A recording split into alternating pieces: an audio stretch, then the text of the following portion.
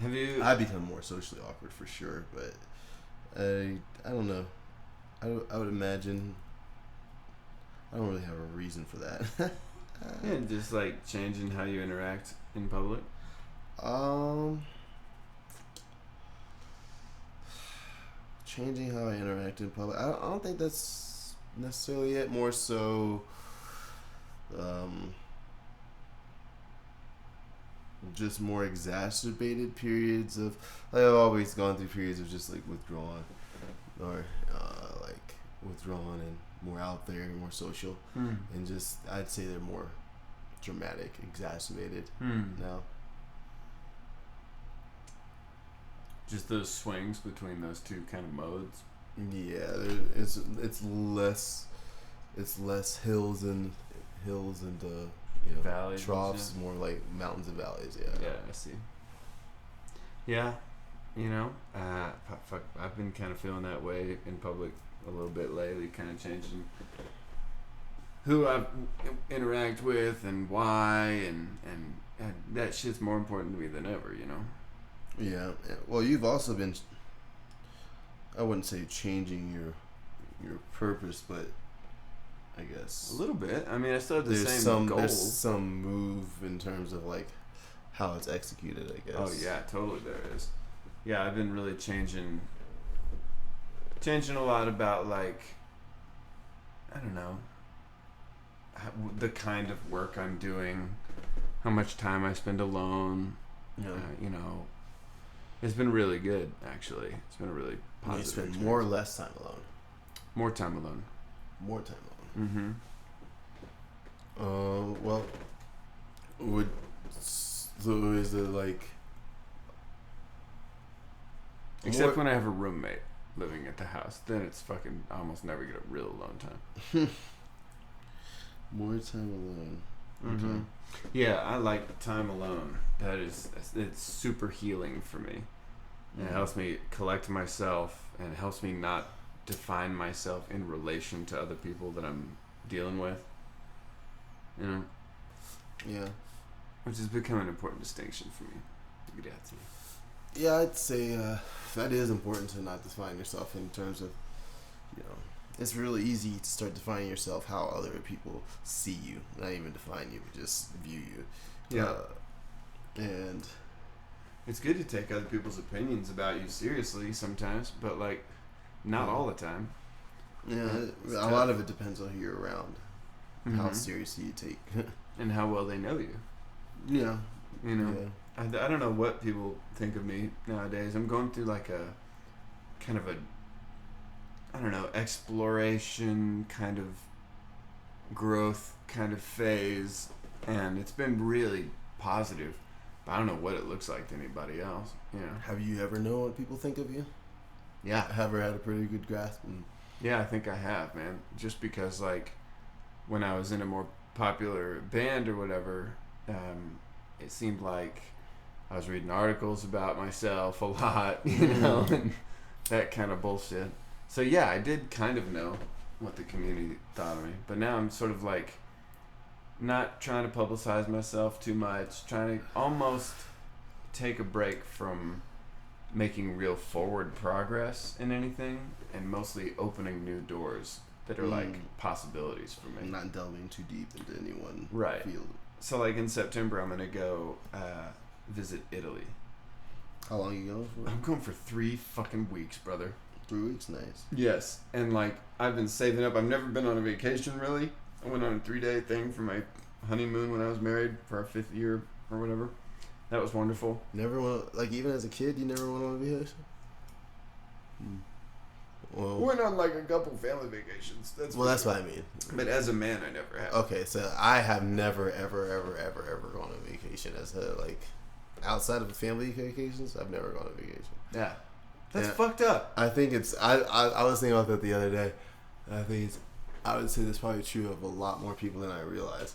But I didn't even think about it until I was like, yeah, the last time I went on vacation was, I was not of age of anything. Yeah. Yeah.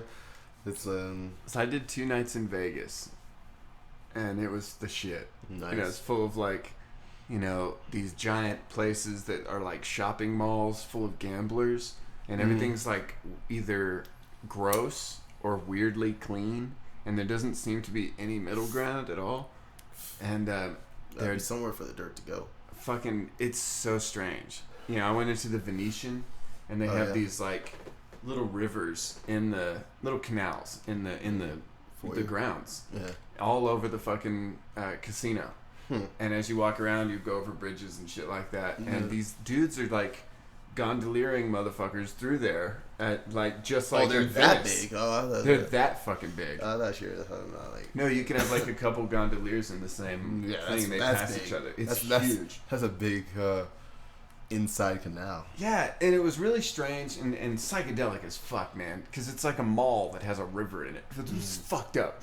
It wasn't beautiful like the Grand Canyon or something, but it was a different kind of beautiful to me.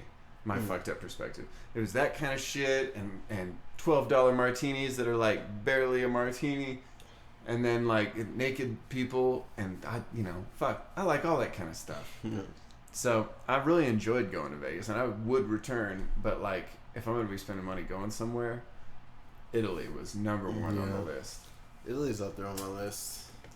I don't know where I would go. Oh man, number one though. Ooh. Yeah, if you're going to one place in Italy, where would you think you'd want to go, and why? In one place in Italy, it's Colosseum. Yeah, if you're doing like so Rome then. Yeah, you would go to one city for say 2 nights or some shit. Yeah, fucking Rome, dude. I'm going there. Yeah, that's. I mean, there's like no question in my mind that would be the one place. But I was trying to think of what the number one place in the world. Yeah. Would be if I was to go like. Okay. Say you get 3 nights anywhere in the world, and it's free, nice hotel or whatever. Man, I have to think it'd be somewhere tropical. Like I like just because I haven't seen that. Like I haven't seen Italy. Italy's old. It's Mediterranean climate. But it's not, I don't know. Would you call that tropical? Well, no, but I haven't seen like that architecture and stuff like that, and like that. But I feel like I would probably go.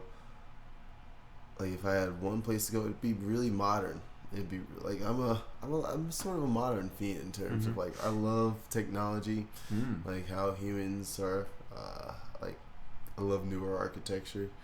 Like I'm real big into. I like the way Dubai looks. Oh, Dubai! Fuck yeah! Like I love the way like Dubai might be up there on the list.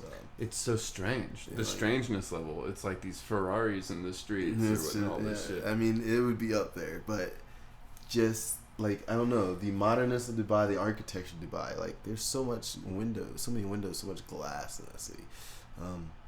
So much see-through kind of stuff. I think the biggest building ever or something. Possibly. That sounds. I mean. Like that sounds like Dubai. I think that is. We've got some. Yeah, so that would be up there, but I think it'd have to be like one of those like islands down, like one of those islands near a third world country that just go really well as vacation spots. As bad as that sounds, because that's usually how it goes. It's usually like an island, and you're usually like 2 miles away from like the most poor people ever, and you're just living your life up. Yeah, that's how vacations usually are in those island places. Yeah, that may be right. But all those poor folks or whatever can make a little living off the tourism too, if they're not, if they want to come over and play or whatever it is. I think that's mostly to make us feel good. Yeah, maybe so. I don't have any idea, obviously. Because I used to, the idea that that tourism is part of the economy that keeps them going and stuff like that. But I've never seen a place where tourism stopped that they didn't figure out a way to keep going. I think tourism tends to just interrupt the economy and make it very unstable rather than.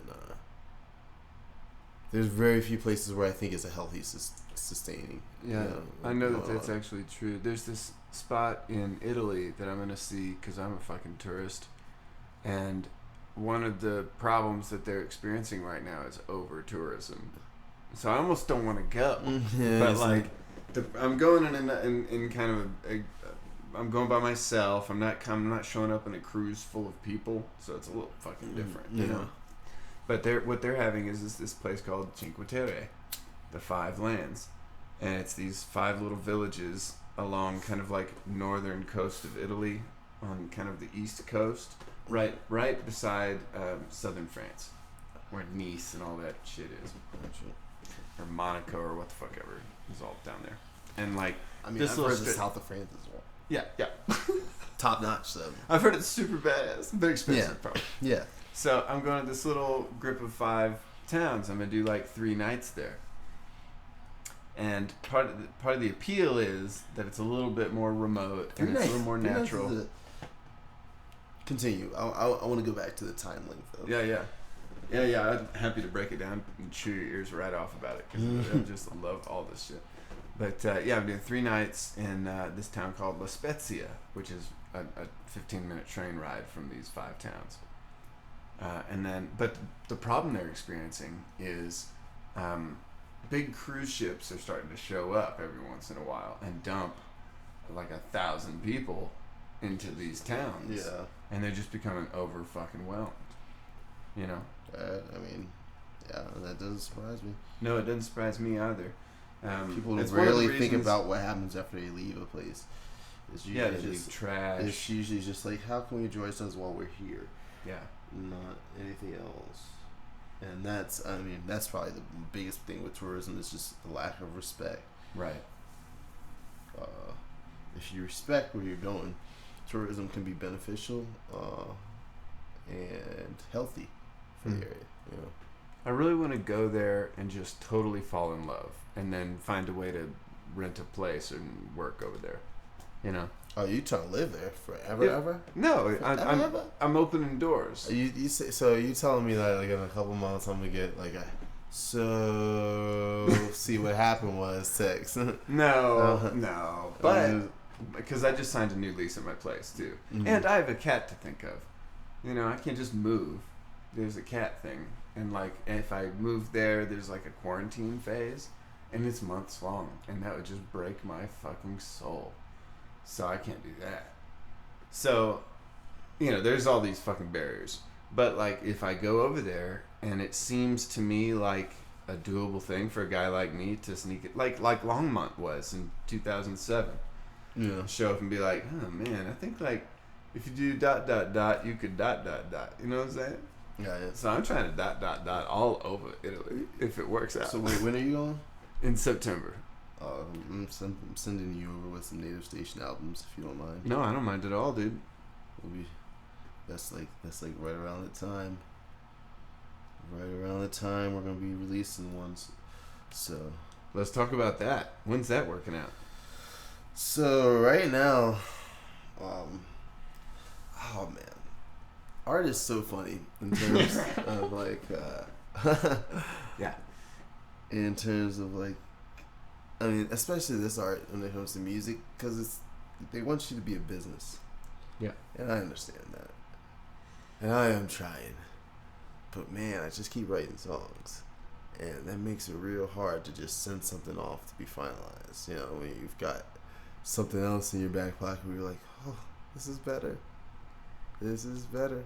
But I can't keep spending money to reintroduce, you know, this element into this piece of art.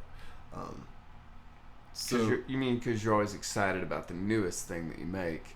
I mean, the other fucking songs on the album are super kick-ass, and like obviously, but like the newest shit is always like your in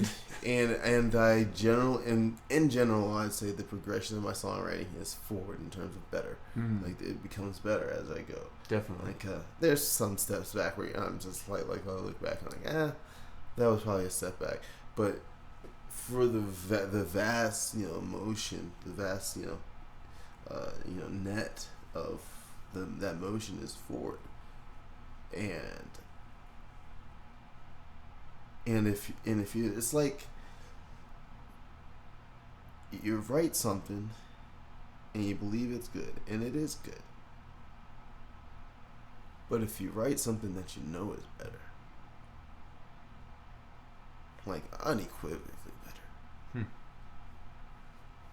just how do you manage that cutoff? So that's pretty much what has been my the bane of my existence for like the last couple months is probably about a third of this album didn't exist when we first started recording. It grew. It's got studio growth. Yeah, but the third that didn't exist may be the best part. Yeah, awesome. That sounds like where it should be.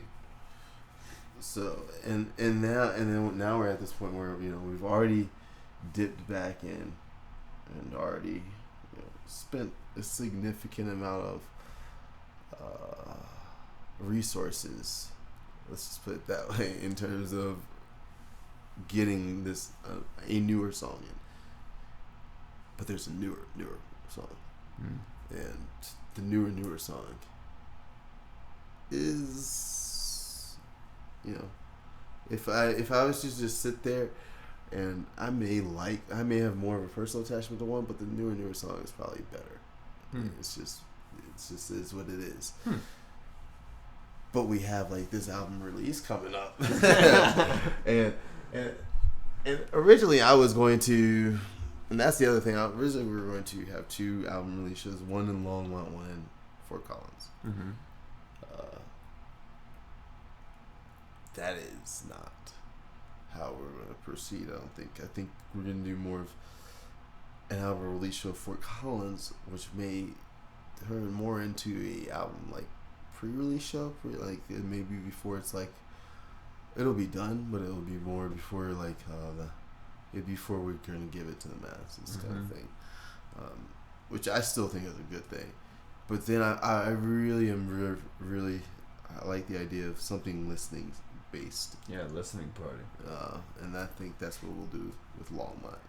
Cool. But I gotta find a house and all that stuff. Yeah. The right place. I want it to be real homely for people. But so that's sort of where I'm at. But and I mean, it's like I said, it's art. It's supposed to be art, and it gets tricky when you start making it a business. Yeah, it definitely does. And editing things like you're saying, I've been in that exact or a very similar situation where like got a whole collection of tunes, and then I write like a couple extra tunes, and I'm like, oh man, I thought I was kind of done here. But there's a little like they all fit together. They all belong on the same collection, of tunes, and it's a record of what I made in the last few months or whatever it is. I think like it's very natural to have a few extra songs grow just from the joy of the project and growing it and whatever.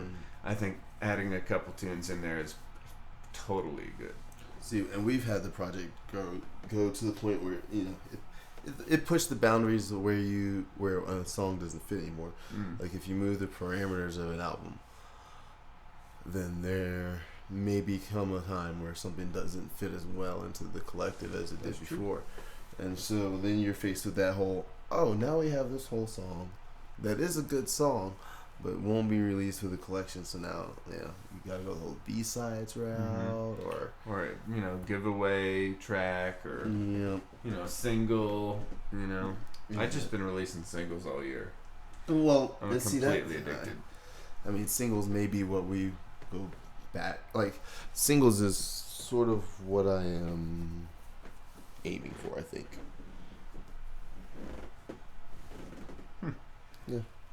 Anyway, so yeah, I think singles are like, for me, each tune gets all the press that an album gets, and then so what I'm doing is I'm releasing a bunch of singles, and I'm going to remaster them and release them as a collection, as a remastered collection. That's my long-term plan.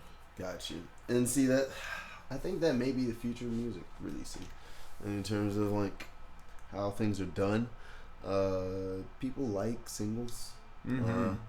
I think that's people's attention spans more so now than ever. Yeah. At the same time, I think that albums aren't completely lost. No, that's still an art form. Yeah. It's like when you put together a playlist for a friend or whatever. Yeah. There's communication happening there.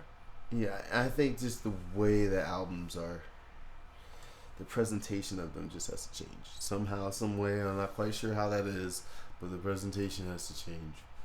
Um, it's not something that we are structurally prepared to do right now as a band. Um, in terms of having the what's the word I'm looking for? The infrastructure to get all the things, to present it the way I think ultimately we would like to present it. So we're going to go about some sort of hybrid way, but that sounds like smart thinking to me. But take that for what it's worth. But yeah, I mean, to me, writing an album, recording is my favorite thing in the world. I love performing, but recording and writing are probably where I'm most at home. I love that too. Don't get me wrong. It's great standing on stage and having a whole bunch of people, screaming out or singing along to something. But there's nothing quite like just coming up with something in the first place, where you're sitting there in your own silence or whatever, or even amongst other people. Yeah, studio producer. And just been like, yeah, that really hits right there. Like that hits a certain dynamic, that comes across well, and you know it in your heart and soul. And there's something special about those. Yeah, I think I agree, man. That's really what I prefer as well. I like playing live shows, and I love dealing with an audience. I love all that shit, and that's what I do for a living. And it's like an orgasm every time. But the fucking studio, that's where I shine. That's what I started doing, And I almost started. I totally started doing recordings before I started playing live. I did too. Yeah. I definitely recorded something before I ever played it before people live. That was just the way. Yeah, I mean, I was recording on tape. I was recording on because I'm old. I was recording on phones. Yeah, that's laptops and phones were what I started with. Could you multi-track? So, I remember the first thing that we ever recorded was on GarageBand, and it wasn't like, fuck yeah, we weren't able to. We just had the laptop's mic. That's all we had. We didn't have. There was nothing plugged in. It was just like the laptop. We had it sitting on something so it'd be real still, and the mic would pick up things and not shuffle around. That was how. I think I recorded something on tape like way back in the day, but I couldn't be certain about that. It was real young. I laid down a lot of tape, but that tape. But the first one I remember, it was on a laptop, and it was just GarageBand, record, and trying to. Oh yeah, that was the other thing. We had to gauge. You had to gauge the distance right so the mic would. So it would be like. You had to really do a live mix, pretty much. You didn't. Yeah, definitely. You wanted like one bluegrass album. Yeah, you wanted the guitar to come in, but you didn't want it to be too loud, so one person had to sit further away. Yeah. Fuck yeah. I used to have 2 little tape players that are kind of a little bit bigger than twice the size of my hands, like 2 hands basically. Do you remember seeing those tape players from the 80s and 90s? Okay. In my experience, they're from before that as well. But I had them, and I had 2 of them, or sometimes I had a big tape player and my little tape recorder, and I would record my part on the tape recorder and sing or whatever, and then switch tapes and multi-track that way. So one was the master tape that kept hearing the new shit. You know what I'm saying? Yeah. It was a fucking mess, but I totally did it. And I used to do it a lot. It's just funny thinking back what I used to accept as passable, and then now what I sit there and like, oh no, we can't use that. Yeah. Like a younger me would have been ecstatic. Oh yeah, shit pants every day. Ecstatic to have some of the quality that I just like throw away. Yeah. And it's like, it's just funny thinking back, like how much one person's standards could change. It's like, hey, dude, it's amazing at what technology has given us. Well, yeah, it is. That is. And now that I think about it, we did we used to. So we would do the guitars and the vocals, right? We would do it like that, and then we would do the guitars like we would play it back. Yeah. And we would record the guitars again. Yeah. And then do the vocals because it was GarageBand. GarageBand. Yeah. The master. Yeah. And so then like when we did vocals, I would just set the laptop on my dresser drawers, because like perfect, like it was like the mic stand perfect. Oh, awesome. And then we would just record like that. Somewhere I still have that first, that first song that we recorded. It might even be on YouTube, but it was.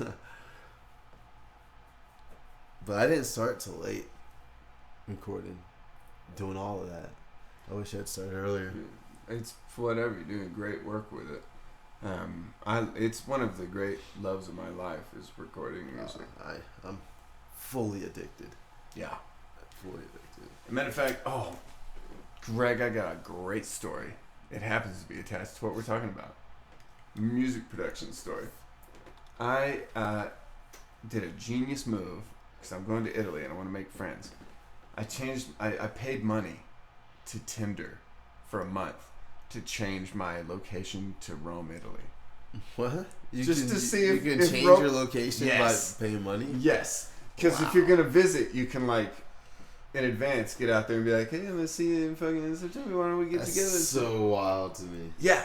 And because that's a nice way to get to know people that are like out there on the ground level of living in the world over there. And I'm not trying to like bother anybody. And I'm just trying to like meet people, practice my Italian, get some clues about how not to get fucked over in Italy, or what place to eat, whatever, where's the live music, that kind of shit. And so I've been meeting people, man. I've been doing very well in Italy. Oh, really? Yeah. I turned it off after a month or whatever because it was like, it's expensive and I don't want to spend money on this. But among the people I met was this young lady who is a... Wait, are you... so you're an American, though, advertising... I mean, there's like certain foreign intrigue there. Of course. Yeah. Greg, I'm an intriguing gentleman. Yeah, there's a certain... And I'm learning a little bit of Italian. And one of the people I met is this lady who is a drummer in a local band. And so she's been telling me a little bit about the local music scene and shit like that. Really? Like inside information. What's it like? It's good. It's nice having the information. What's the music scene like over there? I'm curious about it. Well, and we got to remember that this is just from someone's perspective and from shit that I've looked up. Mm-hmm. Okay. The thing that we have with like breweries, they have with like cafes. Okay. Live music kind of happens a lot all over the place. There's a lot of busking. Pearl Street. Yeah. It's full of buskers because that's a tourist location. Yeah. What if like the whole town is a tourist location? Gotcha. So there's a lot of buskers. But the people that are good do play gigs. And like, just from my own experience, I've been looking up dinner places in Italy and looking at people's YouTube videos or whatever. And in the background, I'm hearing motherfuckers in bands playing like their acoustic guitar. Or their electric guitar or whatever it is. And mostly acoustic, it looks like. You just kind of get on a train with your guitar and go down to town. So that's what it seems like anyway. And it's, they may not be very organized. I don't know how their culture is. I like literally don't know how their culture is. But especially around live music, I don't know. Gotcha. So, but I'm hoping to learn this year. And kind of maybe get involved. And maybe offer to produce some tracks for people for free. For fun. To like make friends and shit. So, we'll see. Nice. I'd love to work with an Italian hip-hop artist. I would love that. Yeah, that would be amazing. Because I love hip-hop. I don't really produce much of it, but I feel like I have some sort of thing to say in that genre. Can I tell you something that's a little bit... The one cocky thing I have about, I guess, American society English? Like, you know, everybody's like, oh, hell yeah, America. And like, well, that's not, I don't really have any of that except for one thing. I do think that when it comes to vocals, the English language sounds the best. Maybe.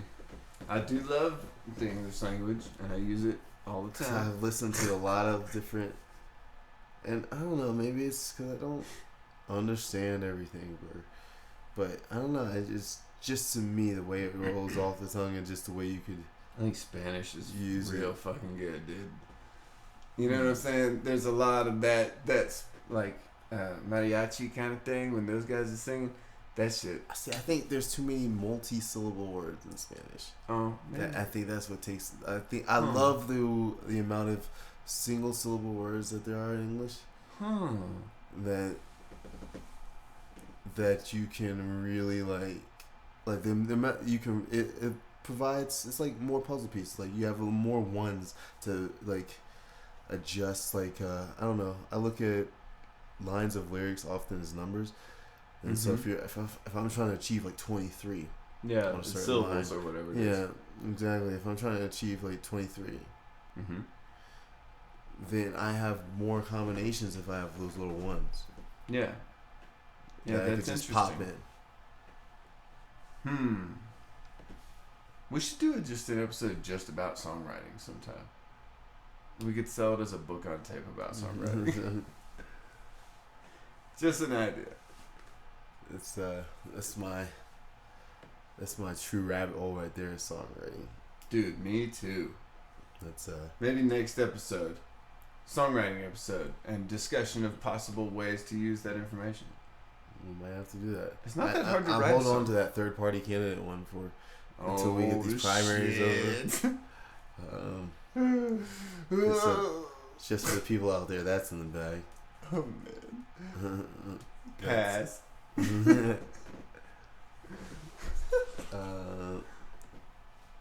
Well, yeah.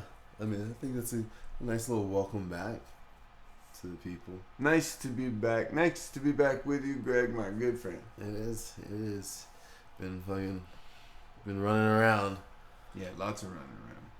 But that's good. It's better to be busy than out of busy. You know what I'm saying? Yeah. Yes, that is true. So I'm like real busy. Day and night busy. That's a good thing. You know what I'm saying? I like it, man. I like to stay busy. I do. I like my day. I like my day during the week. I can sort of not be busy, but it's just my type of busy, where I don't have to be, where I can kind of catch up on some things. Yeah. Like that. I find when I'm working on something, a project, even any kind of project really, I feel like I'm making progress, I'm powerful, taking action, that kind of shit. Yeah. That makes me feel good. I think it helps me alleviate my anxiety. There's a little mental health tip from old Ando, that crazy piece of shit. That's the key. Stay busy. Thank you for listening, listener. Oh, please make sure to give your money to our sponsors, which is us. Yeah. Yeah. Support your sponsors. Us. But thanks for listening. This has been a late weekend show. I'm Greg. And I'm Ando. And the Nuggets will rise again. We will rise again, and we will dominate the NBA with all of our basketballing. Kawhi Leonard to the Lakers. Kawhi not.